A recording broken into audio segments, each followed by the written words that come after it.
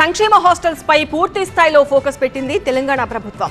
కలుషిత భోజనం పెడుతున్నారనే విపక్షాల విమర్శలకు చెక్ పెట్టేందుకు నేతలంతా హాస్టల్స్ బాట పట్టారు.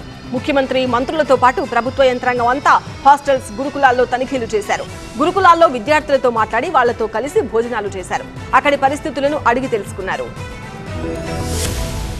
రంగారెడ్డి జిల్లా చిలుకూరులో సోషల్ వెల్ఫేర్ రెసిడెన్షియల్ స్కూల్ను పరిశీలించారు ముఖ్యమంత్రి రేవంత్ రెడ్డి.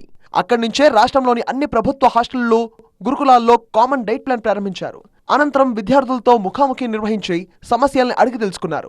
మరి వాళ్ళ పిల్లలు మనల్ని నమ్మి, ఈ ప్రభుత్వాన్ని నమ్మి, ఈ సిబ్బందిని నమ్మి ఈ రెసిడెన్షియల్ స్కూల్స్లో వాళ్ళ పిల్లలను చేర్పిస్తే వాళ్ళ సంక్షేమము, వాళ్ళ యోగక్షేమాలు మనం సరైన విధంగా చూడకుండా నిర్లక్ష్యం చేస్తే ఆ పిల్లలు చనిపోతే ఆ బాధ్యత ఎవరు తీసుకోవాలి?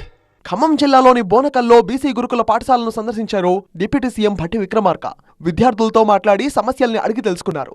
అనంతరం వారితో కలిసి భోజనం చేశారు. 10 ఏళ్లు అధికారంలో గురుకుల పాఠశాలలు, ప్రభుత్వ హాస్టల్స్ ను పట్టించుకునే బీఆర్ఎస్ పాలకులు తమ ప్రభుత్వంపై విమర్శలు చేయడం విడ్డూరంగా ఉందని మండిపడ్డారు భట్టి. ఖమ్మం జిల్లా మదిరిపురంలోని గిరిజన గురుకుల పాఠశాలలో విద్యార్థులకు అందిస్తున్న డైట్ ను పరిశీలించారు రెవెన్యూ శాఖ మంత్రి పొంగులేటి శ్రీనివాసరెడ్డి. విద్యార్థులతో కలిసి భోజనం చేసిన అనంతరం నూతనంగా నిర్మిస్తున్న హాస్టల్ భవనాన్ని పరిశీలించారు.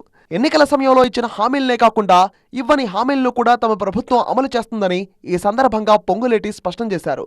జయశంకర్ భూపాలపల్లి జిల్లా గాంధీనగర్లో మహాత్మా జ్యోతి బాపులే బాలికల గురుకుల పాఠశాలను తనిఖీ చేశారు మంత్రులు శ్రీధర్ బాబు, దామోదర్ రాజనరసింహ. కామన్ డైట్ కార్యక్రమాన్ని ప్రారంభించి విద్యార్థులతో కలిసి భోజనం చేశారు. పర్యటనలో పలు అభివృద్ధి కార్యక్రమాలను కూడా ప్రారంభించారు మంత్రులు. హైదరాబాద్లోని షేక్పేటలో పర్యటించారు మంత్రి పొన్నం ప్రభాకర్. సంక్షేమ పాఠశాలలోని కంప్యూటర్ ల్యాబ్లో అందిస్తున్న కోర్సులను, డిజిటల్ క్లాస్ రూమ్ల పనితీరును అడిగి తెలుసుకున్నారు. కొత్త డైట్ ప్రారంభించిన అనంతరం విద్యార్థులతో కలిసి భోజనం చేశారు. గురుకులాల్లో చదువుతున్న 8 లక్షల మంది విద్యార్థులకు బలవర్ధమైన ఆహారం అందించడానికి నిపుణుల సూచనలతో కొత్త డైట్ను అమల్లోకి తెచ్చామని వివరించారు. నిర్మల్ జిల్లా ఖానాపూర్లోని గిరిజన వెల్ఫేర్ ఆశ్రమ పాఠశాలలో పిల్లలతో కలిసి భోజనం చేశారు మంత్రి సీతక్క. అనంతరం మెనూ ప్రకారం భోజనం పెడుతున్నారా అని విద్యార్థులను ప్రశ్నించారు. భోజనాల్లో క్వాలిటీ తగ్గితే సహించేది లేదని, నిర్లక్ష్యంగా వ్యవహరించే ఉద్యోగులను సర్వీస్ నుంచి తొలగిస్తామని హెచ్చరించారు.